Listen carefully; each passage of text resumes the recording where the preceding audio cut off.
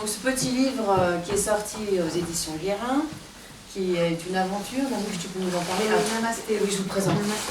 Nanouche, que tout le monde connaît, mais je vais quand même vous ouais, dire. enfin non, j'en ai non, mais moi je connais pas tout le monde. Ah oui, oui. Je fais un grand namasté. Et l'aventure a commencé en avril de l'année dernière quand la terre a tremblé. Elle a tremblé encore un peu au début du mois de mai. Mais présente-toi quand même. Ah mais moi je suis Nanouche, voilà, je suis à Chamonix. Une grande spécialiste. Depuis 1972, j'ai atterri à Chamonix comme monitrice de ski pour les enfants. Et à partir de 1974, j'ai été au Népal à peu près tous les ans. Au début, j'ai accompagné des groupes d'expéditionnaires qui m'emmenaient jusqu'à leur camp de base, parce que j'étais passionnée. À la fois, j'avais des amis alpinistes sur la formation et j'étais passionnée du voyage. Et j'avais, en 1969, fait la route déjà toute seule.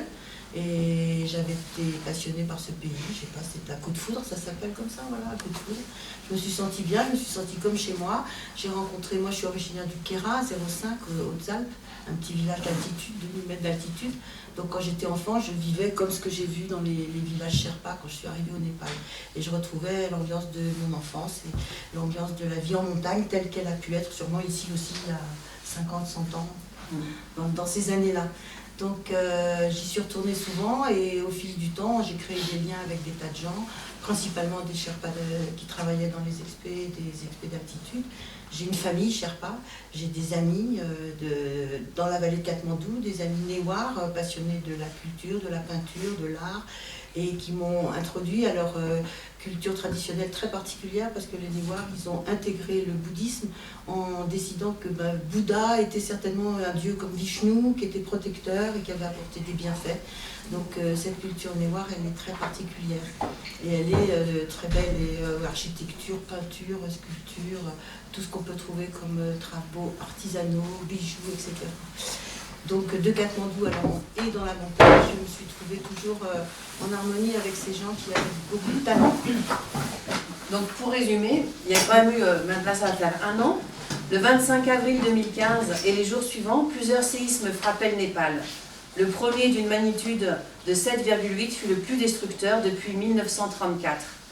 Le bilan humain estimé à 8000 morts se double d'une tragédie pour des milliers d'habitants des Hautes-Vallées. Maisons et routes détruites par les glissements de terrain ne sont toujours pas reconstruits, non pas par manque d'aide de l'étranger, elle fut abondante, notamment en provenance de la France, mais en raison de l'incurie des structures d'État. Drame supplémentaire, ce pays de 29 millions d'habitants, notoirement non gouverné, est aussi pénalisé par un blocus faisant suite à un conflit dans la région basse, du Terai. Les villages détruits comme les grandes villes du Népal sont privés de gaz et de pétrole depuis des mois. Au marché noir, 1 litre d'essence coûte $8. Depuis le tremblement de terre, les travailleurs de la montagne, notamment les Sherpas, qui ont perdu de nombreux frères et cousins dans des avalanches liées aux secousses, ont été particulièrement actifs, mobilisant moyens humains et financiers pour la reconstruction des zones touchées.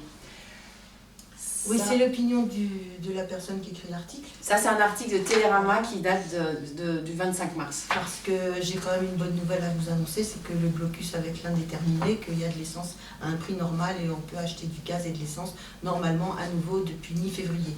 Complètement. La situation politique du Népal est une ancienne monarchie qui s'est transformée en république et qui a, on pourrait dire, pédalé dans son installation démocratique parce qu'il fallait refaire la constitution. Alors le travail sur la Constitution a duré des années. On présentait un premier projet qui n'était pas accepté, un deuxième projet qui n'était pas accepté, et ça durait le plus longtemps possible. Pendant tout ce temps où ça durait, évidemment, cela favorisait la classe aisée qui avait les moyens de continuer à faire son business pendant que les pauvres restaient pauvres, que les riches s'enrichissaient. C'est un peu un scénario connu dans tous les pays qui ont des difficultés, quoi. Maintenant, la Constitution a fini par être approuvée. Elle sépare le Népal en 7 États différents, un peu comme l'Inde est partagée en 42 États différents. Mais lors de la création de ces différents États, bien sûr, il y a eu des accrochages entre les communautés. Et la communauté des gens de la frontière avec l'Inde, très influencée par l'Inde qui essaye toujours de grignoter et de rentrer dans l'économie du Népal le plus possible, ont fait bloquer cette mise en place de la Constitution, la dernière, qui était enfin votée par tout le monde, en créant ce blocus. Maintenant, ils se sont mis d'accord, ils ont récupéré un peu plus de territoire. En fait, ils voulaient prendre toute la frontière, quoi. Ils voulaient que leur État prenne toute la frontière. Alors, si on voulait que les États vivent correctement, il fallait qu'ils aient tous des débouchés sur l'Inde, d'un côté, pas seulement sur la Chine de l'autre, ce qui était très dangereux que certains États soient tournés vers le nord et d'autres vers le sud. Donc ça s'est à peu près harmonisé, mais je croise les doigts parce que la situation est toujours très instable et ça démarre rapidement pour des raisons, on ne sait pas toujours, et très souvent c'est par des influences des communautés du Térail, côté indien, où il y a tous les camps maoïstes, parce que les maoïstes du Népal ne venaient pas du tout de la Chine, ils venaient tous de l'Inde. Donc c'est encore instable, ça se stabilise un peu pour l'instant, donc je fais des vœux pour que ça reste stable. Alors donc on parlait donc de beaucoup d'argent qui vient de l'étranger. Là justement nous on s'est un peu mobilisé avec ce livre. Donc ça c'est une aventure ce livre. Oui. Ça c'est une aventure, c'est quand tout ça s'est passé, quand il y a eu les envois de dons et etc. On a commencé à dire à tout le monde, vu que moi qui ai vécu beaucoup là-bas et avec des amis français qui séjournaient là-bas, j'ai tout de suite prévenu par exemple le maire de Chamonix qui voulait envoyer une dotation. Je lui ai dit surtout, n'envoyez pas l'argent directement aux services gouvernementaux. Pourquoi? Parce que je savais déjà que les dons qui arrivaient en nature sur le tarmac de l'aéroport de Katmandou étaient bloqués par les services des douanes qui cherchaient à faire payer des taxes pour sortir les dons et les distribuer. Donc on amenait des dons en matière, en médicaments, en couverture, en vêtements, et c'était sur le tarmac de l'aéroport des quantités, et personne ne pouvait les sortir et aller les distribuer dans les endroits où il y en avait vraiment besoin. Donc en entendant ça, je me suis dit, oh là là, mais l'argent ça va être pareil, quoi. On avait vu ça à Haïti, on avait vu ça dans d'autres pays, donc on a prévenu ici, et on a essayé de prévenir tous les gens qu'on connaissait en France et toutes les associations qu'on connaissait pour envoyer des gens sur place qui donnaient de la main à la main et surtout qui veillaient à ce que l'argent et les dons aillent vraiment sur les projets qui étaient nécessaires. Et on a demandé à toutes ces ONG de bien accepter aussi de faire d'abord le bilan des nécessités avant de dire moi je construis le dispensaire, non moi je construis l'école. Non, d'abord écouter et essayer de savoir qu'est-ce qui est le plus urgent. Et le plus urgent, c'était de mettre les gens à l'abri pour l'hiver, pour cet hiver. Donc beaucoup de choses ont été faites et beaucoup de gens ont aidé, il y a eu beaucoup de très bonnes idées. Et j'en ai parlé un jour avec Christophe, là, qui travaille ici, en disant « Oh bah oui, c'est formidable, tout le monde se motive, on fait des choses. » Et je lui dis « J'ai un ami photographe qui a été à Bodh Gaya cet hiver. Et Bodh Gaya, c'est un grand pèlerinage bouddhiste. Il avait fait un grand reportage photo, il avait sorti un livre. Et puis il sort son livre photo et l'éditeur donne l'édition et tout ce qui permet d'aller au-delà des frais sera redonné à une association pour le Népal. Et puis ça me dit, ah mais c'est ça qu'on doit faire et tout. Et voilà. Et donc l'idée c'était aussi d'avoir des points de vue de personnes différentes. Donc dans le livre, vous avez des gens très impliqués dans la culture népalaise qui sont des chercheurs, comme des filles qui sont chercheurs au CNRS, comme Corinne Atlan qui a fait de la recherche, comme Marie Lecomte, etc. Vous avez un témoignage de Jérôme Edou, etc. On va lire un petit passage. D'ailleurs, je vais commencer par lire un petit passage. Mais après, tu préciseras comme Garuda. Voilà, on finira par voilà, pour expliquer où vont les fonds. Qui mieux qu'un Népalais, qui mieux qu'un poète, qui mieux qu'une femme pour faire entendre ce qui nous touche. Banira Giri est née à Kurseong, près de Darjeeling, en 1946 et vit à Katmandou depuis 1965. Elle a été la première femme du Népal à obtenir un doctorat. Elle fit une entrée remarquée en littérature dans les années 1970 avec une poésie extrêmement dense et lyrique. Elle a publié des romans et des essais, mais le poème reste son activité première. Personnage vif et charismatique, elle est invitée dans le monde entier. Beaucoup la tiennent pour la plus grande poétesse du Népal. Elle a donc écrit un poème qui s'appelle « Le séisme ». Le séisme vient avec les fouets de la terreur. Il vient secouer, il vient menacer les habitants des monts de ciment, de briques et d'acier. Il vient déraciner des myriades, il transporte le temps de Ram et de Siam, le temps de Kali. Il apporte les grandes denrées de l'aide. Il atteint non seulement Udaipur, Dharan, Dankuta, Bhaktapur, mais la cité blasée de chaque cerveau. Le séisme n'est pas un ciel qu'on puisse enfermer dans des discours, il n'est pas un fleuve où on puisse jeter un pont d'encouragement et de projet. Autrefois, il venait en silence. Cette année, il est venu en rugissant de la voix des messagers. Il est venu détruire dans une averse de fouet et à chaque coup, il a donné les nouvelles du volcan et rapporte ses explosions. En fait, là, quand elle parle de la cité blasée de chaque cerveau, elle parle de cette malédiction aussi. Oui, c'était pour les gens, les premières personnes avec qui j'ai été en contact après le séisme. Je l'ai même vu en direct parce que j'ai appelé un ami qui a une boutique sur Darbar Square et il avait un visage terrifié. Je lui ai dit qu'est-ce qui se passe, il a retourné son iPhone, il m'a fait voir et j'ai vu les temples s'écrouler. Il a dit les dieux sont fâchés. Et chez les gens qui ont, pour qui au Népal, qu'ils soient hindouistes, bouddhistes ou qu'ils aient encore des anciennes traditions chamanistes, si on veut, on les appelait comme ça, pour eux c'est très important, la vie spirituelle fait partie de la vie quotidienne. On se lève le matin, on fait son hôtel, on va offrir des fleurs au temple, c'est vraiment intégré à la vie. Et pour eux, quand il y a une catastrophe naturelle, ils ne pensent pas que c'est juste géographique, géologique. On essaye de leur dire ce n'est que ça. Ils disent ah non, c'est pas du tout que ça. C'est les dieux sont fâchés, quoi. Donc c'est vraiment dans leur mental quelque chose d'important. Et ils ont tous vécu ça comme un drame intérieur. Ils ont pensé ils ont eu une espèce de culpabilité qu'ils n'avaient pas bien fait, que s'ils étaient touchés par ça, c'est parce qu'il y avait besoin qu'ils améliorent leur vie. Et tout ce qui s'est passé au Népal avec les problèmes politiques, et depuis que le roi a été chassé, depuis qu'on a refait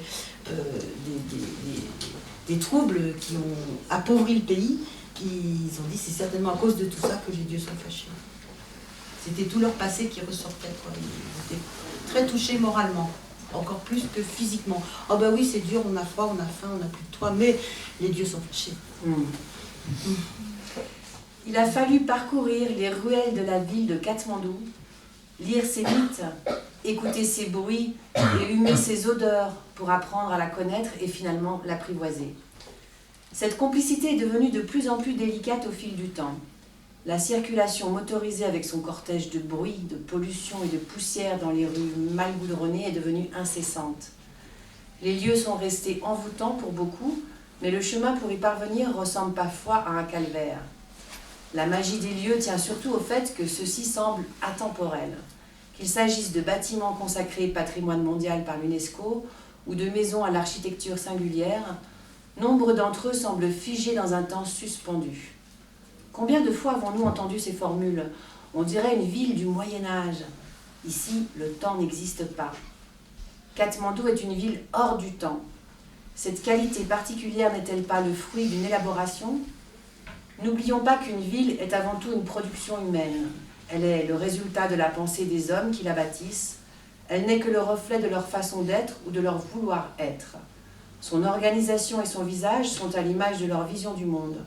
Son ambiance et son atmosphère aussi.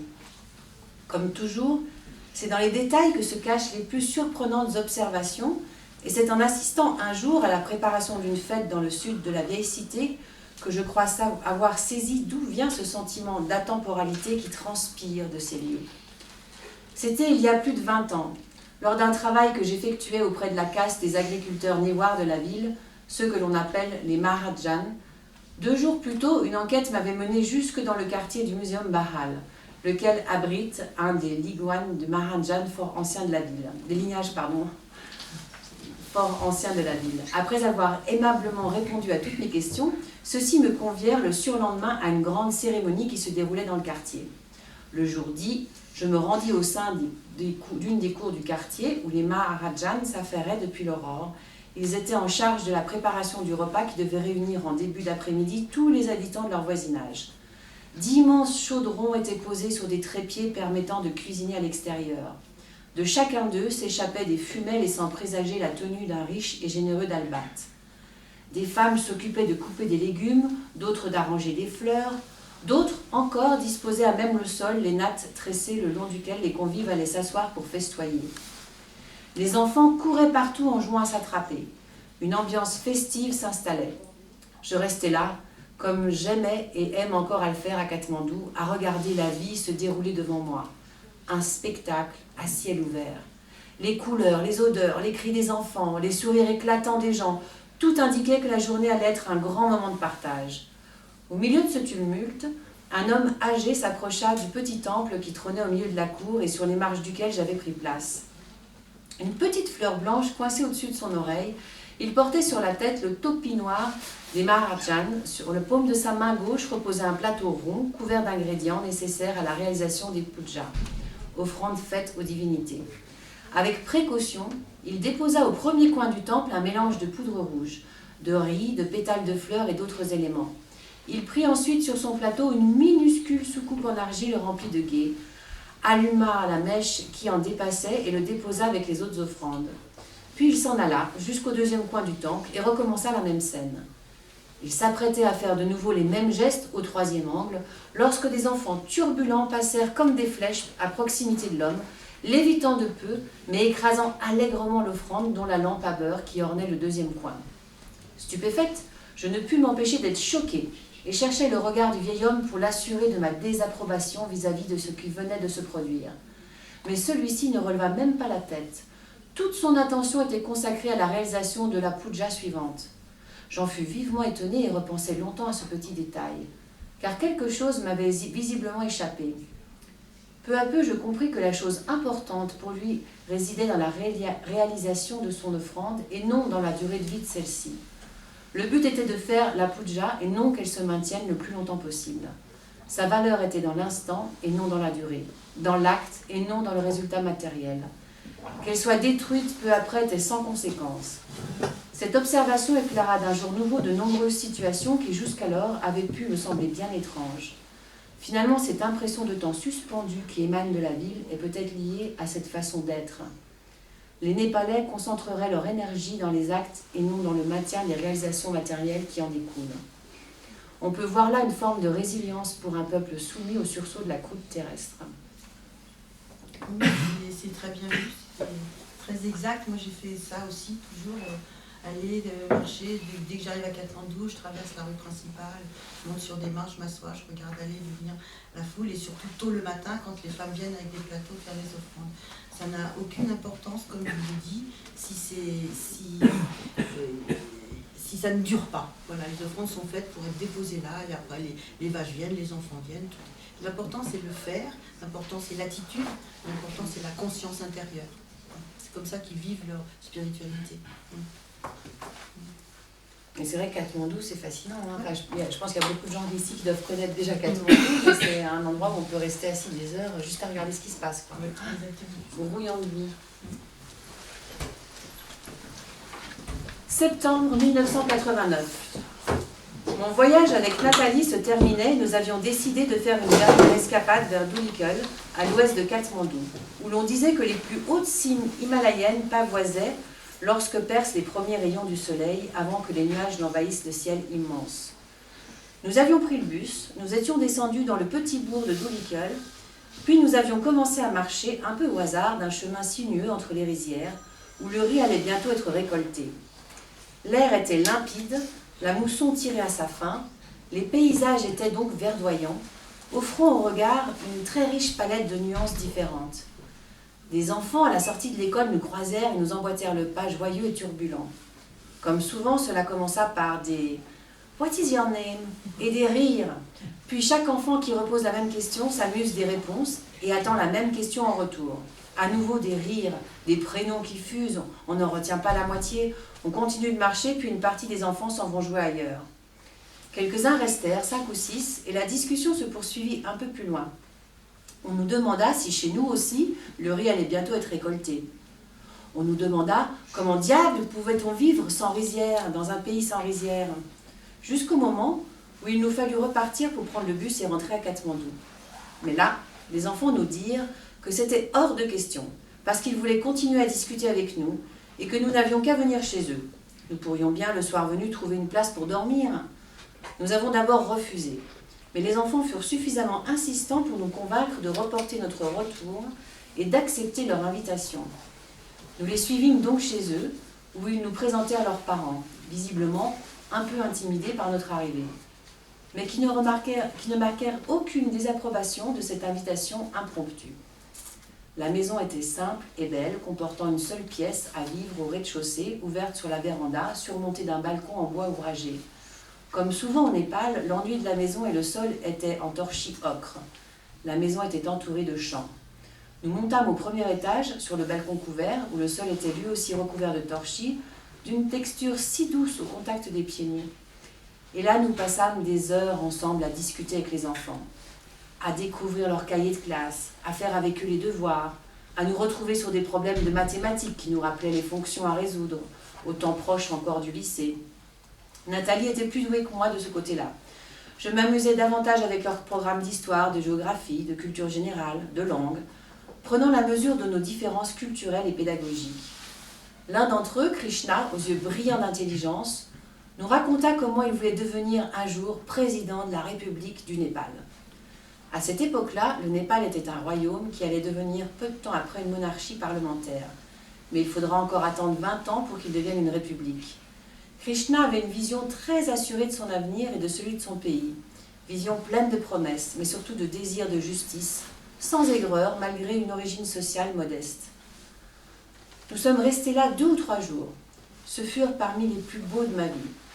Il y avait une si insatiable curiosité chez ces enfants à vouloir savoir comment c'était chez nous, comment on percevait chez eux, à rire avec nous sans chercher quoi que ce soit d'autre que ce plaisir de partager ensemble nos différences et nos ressemblances, avec une telle aisance dans l'échange, une telle proximité malgré les différences nombreuses, une telle élégance dans la simplicité de cet accueil, que je me suis dit en quittant cette maison que d'une part, c'était bien le métier d'anthropologue que je voulais faire, auquel la géographie ne viendra s'ajouter que plus tard, et que c'était au Népal que je voulais travailler. Et ça, c'est Blandine Ripert qui écrit.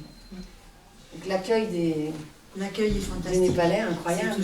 Ça a toujours été comme ça, et dès que même on quitte dans la ville déjà, alors que c'est étonnant, dans une ville, on est invité, on est assis sur ce qui... Alors la ville est composée de ce qu'on appelle des cours intérieurs, des goutis et des communautés religieuses. Donc on entre par une porte, et sur une cour intérieure, il y a les habitations et le temple qui est le temple de tout le monde. Et chacun son tour, chaque famille est responsable de tenir le temple et de s'en occuper et de faire les cérémonies qui conviennent à la divinité qui est dans cette cour. Donc on entre dans une cour, on s'assoit à côté soit du stupa, soit d'un temple à Shiva, à Krishna, à Vishnu quand c'est hindou, et on est tout de suite invité. On ne peut pas rester longtemps sans avoir droit à une tasse de thé, à rester manger quelque chose, goûter quelque chose, faire quelque chose. Et donc ça ne m'étonne pas du tout. Enfin, c'est très habituel. C'est très habituel qu'on soit invité. Mais ça, c'est il y a 20 ans, ça n'a pas changé. Ça a changé dans les régions les plus fréquentées. Touristiques, qui sont le plus... comme les zones les plus fréquentées, c'est le tour des Annapurna, c'est la région des Gosaïkoun, des Lambou, Langtang, et puis la région du Solokhumbu, la région de l'Everest, où là les gens ont fait des lodges, et au lieu d'être invités dans la famille, à vivre avec la famille, ce qui était le cas au début, dans les années fin 70-80, maintenant ce sont des lodges et on paye sa pension et son repas. C'est devenu un business, quoi. C'est un business qui est fort bon pour eux, puisque ça leur permet d'améliorer la maison, ça leur permet d'améliorer leurs revenus, ça leur permet d'envoyer les enfants à l'école, parce que il faut savoir que l'école au Népal, l'école publique est d'un très bas niveau, et que les instituteurs de l'État sont, je vais dire une méchanceté, mais souvent ils se laissent aller, puisque c'est garanti, le salaire est garanti. Alors ils sont envoyés dans des coins reculés des collines, ils y vont, et puis « Oh, je suis malade, il faut que je retourne chez ma mère », et puis il n'y a plus d'instituteur pendant des mois. Qu'est-ce qui se passe? Mais lui, il touche sa paye, il est rentré chez sa mère. Donc les parents essayent tous d'envoyer les enfants dans les écoles privées, qui sont beaucoup plus correctes, où il y a une vraie éducation. Donc l'augmentation de revenus par le tourisme des lodges n'est pas qu'un business sans but, c'est aussi pour l'éducation des enfants, c'est aussi pour améliorer les conditions de vie, etc. Mais l'accueil n'a pas changé au niveau du contact, c'est-à-dire qu'on est reçu sans crainte. On entre chez les gens sans crainte, les portes restent ouvertes. On se méfie pas de nous, on nous demande pas qui t'es, d'où t'es, qu'est-ce que tu... Non, l'étranger doit être accueilli, c'est un honneur. On a l'impression qu'on est honoré quand on vient chez eux, voilà, à 99% des cas. Et puis, il y a la culture népalaise. En me faisant signe d'être discret, sans un mot, il m'a précédé dans la nuit tombée par les ruelles de ce village, où j'allais par la suite vivre des moments parmi les plus beaux de ma vie. Dans le silence le plus complet, il m'a mené jusqu'à une maison dont il a gravi l'escalier extérieur.